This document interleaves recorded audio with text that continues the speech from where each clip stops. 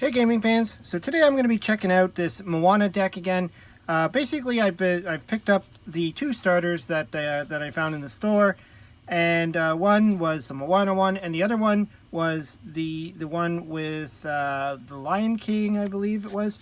But anyways, yeah, so since I've been learning the rules, I thought I'd do a couple of test hands to see how this game kind of functions, you know, how this deck was put together and if it's any good.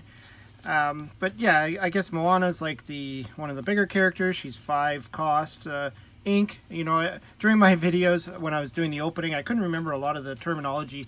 But again, you know, this is a brand new game to me. It's only been out for a few weeks, I believe, and it is quite expensive to buy these right now. I'm assuming the price is going to come down when it's like fully released. Maybe this is like pre-release prices. I don't know. But yeah, it was quite insane, the amount of money they wanted for these. But anyways, yeah, I just thought I would just, you know, I sleeved it up, and I want to do a couple of like test hands to see how this game, you know, how this deck is put together and how it flows. You know, I always do this with all card games. I mean, I think anybody that plays card games does the same thing, right? So you would start, you draw your 7 cards. 1, 5, 6, 7. All right. Well, it looks like so. This is our 7 cards. I got Jafar, which is a 4 cost. Moana, Magic Broom, Friends on the other side. So that's an action and it's a song. Hakuna Matata, 2 of them.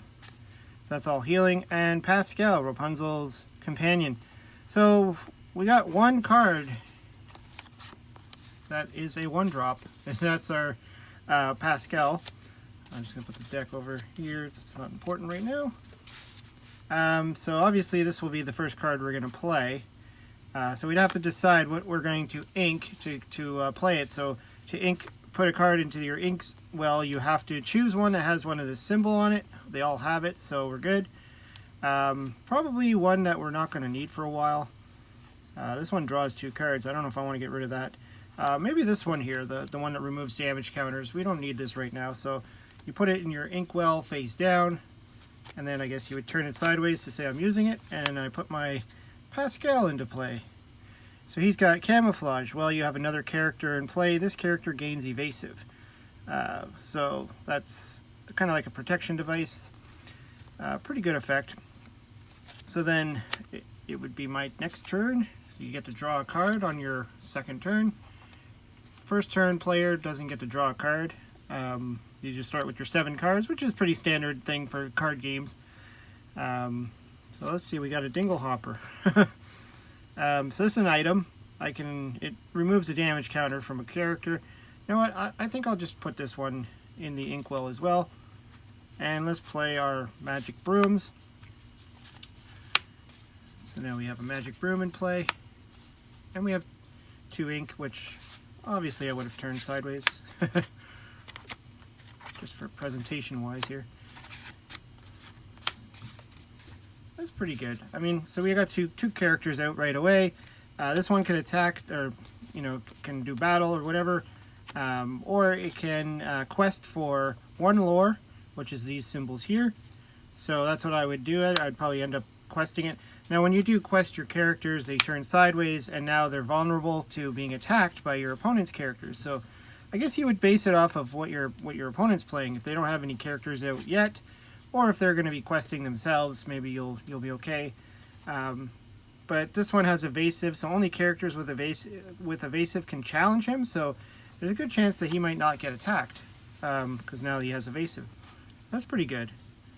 So then we would end our turn, and we can draw another card. Let's see what we got. Mickey Mouse. I mean, so far the balance seems pretty good. It doesn't seem like it's, you know, I got screwed over here. We're moving along pretty good. I got a 3-drop here. Or I can sing it. The character with the cost of 3 or more can sing this one. But I don't have that. I only have a 2 and a 1. So I guess I'd have to find out. Put another one of these ones down.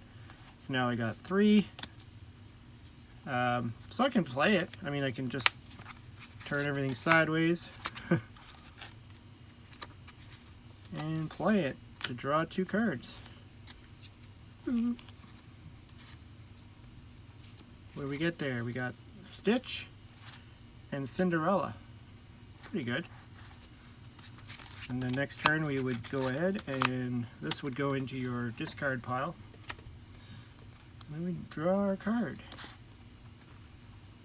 And we got Ariel. I mean, so far, I mean, the flow seems okay. I mean, I've done a few test hands before this video. And every time I did it, you know, I got a pretty good, you know, feeling of there's a decent flow to this deck. Obviously, it's a starter deck. I didn't change anything. They probably balance it out pretty well, but you know, still seems to be okay. Let's just give it one more shuffle. You always like to test out because, you know, you could get a lot of bad hands in any card game you play.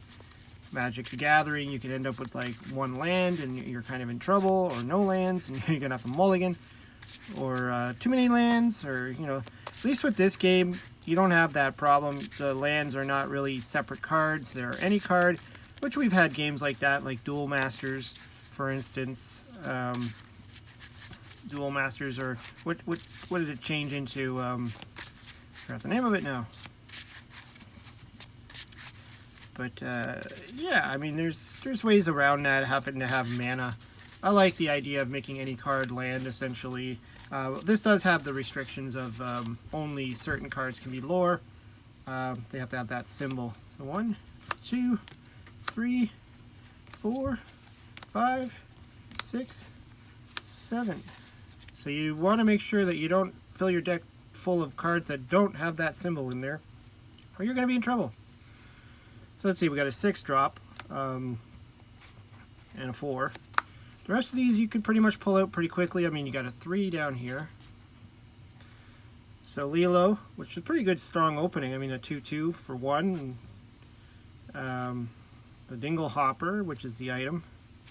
So I would probably, you know, I'd probably put the 6 down, because, you know, that's 6 turns before you're going to be able to play that card, and then I would probably play Lilo, or sorry, Stitch, not Lilo. Yeah, and then my next turn, let's see what we would get now. Mickey Mouse? He's okay. I think I would probably put the Dingle Hopper there. We don't need that, and we'd probably get Minnie Mouse out. Not too bad. And then, of course, by turn 3, Be Our Guest. That's a pretty good card. I probably wouldn't, let's see here. Jetsam. I'll probably keep a Jetsam in there. I don't know. This just makes a character go down by 2 attack for the turn, so I'd probably just get rid of that. And then we could do a 3 drop here. So we got Mickey Mouse or the Wardrobe. So Mickey Mouse is a 3/3, but he gets 2 lore when he quests, so I'd probably throw him down. I mean, he's stronger by one toughness, but still, I think I'd rather go for lore at this point. Then the next turn, we got Stitch again. Let's just throw Stitch there for now. And then we can, I don't know, go over their 4 drop. See, you can see I kind of, you know, just doing 2 quick shuffles. We were able to get a pretty good game going here. It didn't feel like I was stuck with anything. So this is a pretty decent balanced deck for being a starter deck. Usually you expect starter decks to be awful. I know a lot of Yu-Gi-Oh! Starter decks are pretty awful. You have to modify them or else they're just not playable. Although some of the more recent ones haven't been too bad, but this game seems like it's actually playable right out of the box. Like, they probably spent a lot of work on, you know, making sure they balanced out the starter decks. Anyways, yeah, I just wanted to do that for fun, just to see what kind of hands we get and what kind of plays we would make if we got those hands. Anyways, hope you liked the video, hope you subscribe, and we'll talk to you later.